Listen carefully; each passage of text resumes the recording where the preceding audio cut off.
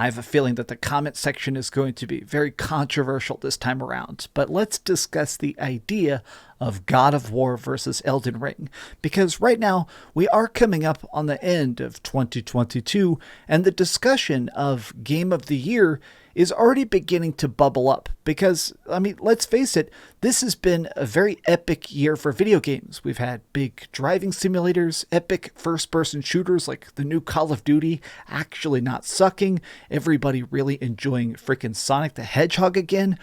But what's really kind of been the focus is a lot of people pitting against Elden Ring versus God of War. Who wins the award of Game of the Year? And I wanted to weigh in because I am somebody that has played these games multiple times now, and I really do love both, but it's time to try and compare them and contrast them.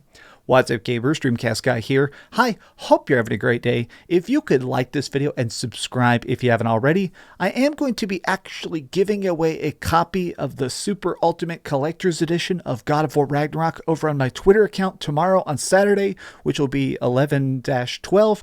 Go follow me on Twitter if you haven't already. It's going to be a lot of fun, so go check that out. Now, in order to just properly discuss this, I do want to be clear. I love both of these games a lot. I think they're both 10 out of 10 experiences. I've reviewed both and done huge deep dives on the ideas of the stories, the themes, the combat. I think that whether you own a PlayStation and have played God of War or decided to play something like Elden Ring on your Steam Deck, you're not losing. Both of these games are truly masterpieces that have some of the most well-crafted experiences that we've seen in maybe years. Straight up, I do think we're going to be talking about this stuff and really tearing into them for maybe the next decade. Now, part of what inspired this video is because the Game of the Year Awards, which is done by Jeff Keighley, the nominees are going to be revealed on Monday. And what's kind of funny to me is that already the entire talks of this are centered on Ragnarok or Elden Ring. And as much as I loved something like Horizon Forbidden West, it's already kind of been forgotten.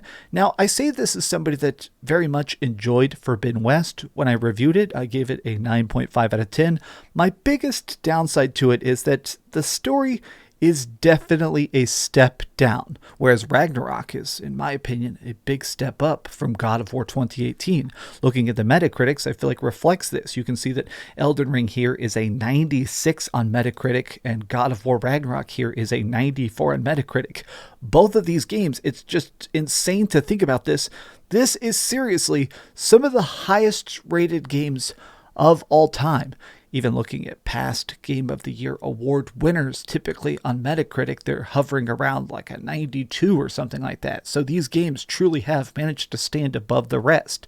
But when it comes to the conversation of specifically pitting Elden Ring versus God of War Ragnarok, I feel like the difficulty of this does come down to the stories themselves and comparing this gameplay, because where Elden Ring shines most is in the mystery it evokes. There is not a wrong way to play Elden Ring. I like the fact that you can be a strength build and use a heavy two-hander, or magic builds and just try and stagger blast people with rock throw.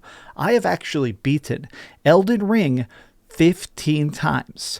I don't think I've ever played a game so much in my life other than Final Fantasy VII, which I beat every year. It's crazy just how addictive Elden Ring is, trying different builds, doing different side quests, finding different hidden gear and figuring out which build works best. And I do think a lot of the appeal of Elden Ring that exists that Ragnarok does not have is the mystery box. Now, this is a little bit of an older concept, but it's something that was invented by J.J. Abrams, the director of a lot of different movies and TV shows and stuff like that. And he said that a lot of times, if you have a good mystery, then your brain will fill in the answers. It'll invent the best possible solution to the puzzle and just plug it in. And that's why when you watch his old television show Lost, it asked a lot of very cool questions, but it doesn't really tell you what's right or wrong. Elden Ring is the best video game mystery box. We don't know every little bit of the story. We don't know why the two fingers exists. We don't really understand all the cryptic endings and stuff like that. And even if you watch every video and lore breakdown about Elden Ring, you cannot possibly know everything about it. But to me, that adds to the appeal. That adds to the charm. That adds to that very glorious mystery. Whereas when it comes to Ragnarok, I love the story of God of War Ragnarok immensely. I think the best part about it is that it just so brilliantly writes and tells such a deep, evocative story about pain and fatherhood and exhaustion, and sometimes the fact that, honestly, regret and just dealing with the sins of your past can be a big part of your existence. God of War Ragnarok is seriously a game that made me, not to be too cheesy here, I cried.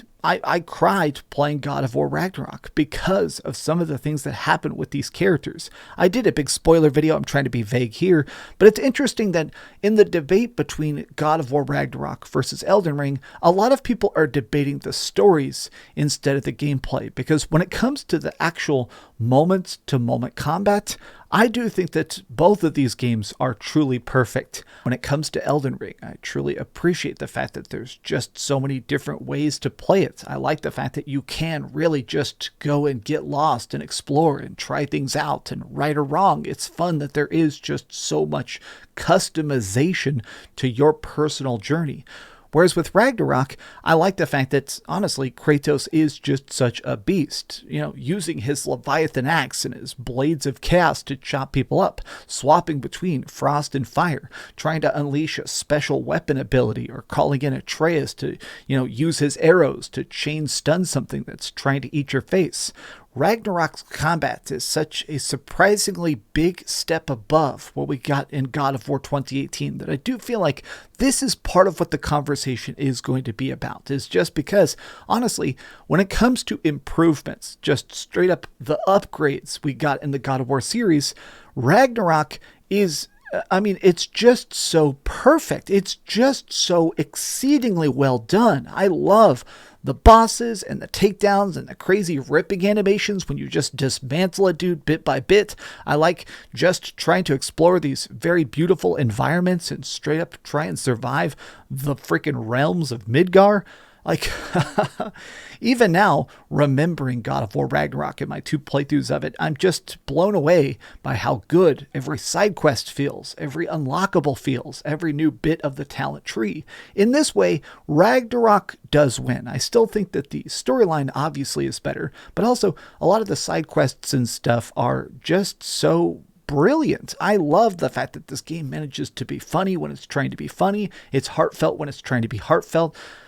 Kratos and Atreus and even things like Brock and Sindri are characters that are going to stick with me forever. Whereas as much as I love Elden Ring, I love Godric the Grafted and honestly Rainy and just the character we create, I think that the universe of Elden Ring may be more appealing because of the question mark it leaves in our minds, but I do think that Ragnarok is probably going to stay in the conversation longer during this debate of Game of the Year. Now, honestly, I do think that part of this comes down to a concept that they call recency bias, which is that if you drop a huge AAA release in November and then the Game of the Year awards are in December, a lot of times the physical people that are jotting down their answers to what's the best game at the top of their brains is obviously whatever the last amazing game they played is.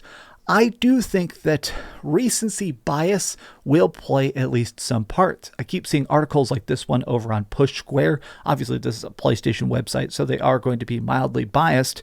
Now, their article is very, very spoiler-free, but they talk about the fact that, honestly, the plot twists, the things they managed to do inside of Ragnarok, From Software would never even attempt to write a story this staggeringly emotional. It does kind of feel like that there is a high level of difficulty to even talking about these games in a compare and contrast fashion, because both of them are so great. They're masterpieces. As it currently stands, I think I personally enjoyed Elden Ring a little bit more. I have 500 hours in Elden Ring. I own Elden Ring on every single console. I've beaten it on every single console. I beat it on my Steam Deck. I've beaten it on Xbox. I did 11 playthroughs of it on PlayStation 5 and got the Platinum Trophy. I mean, like, right now at Ragnarok, I have about 50 hours played, and I very much enjoyed that 50 hours. I think I'm going to be reflecting on it for a long time. But even now, I kind of want to create a new character in Elden Ring. Like, the nature of building out your own adventure is just so appealing.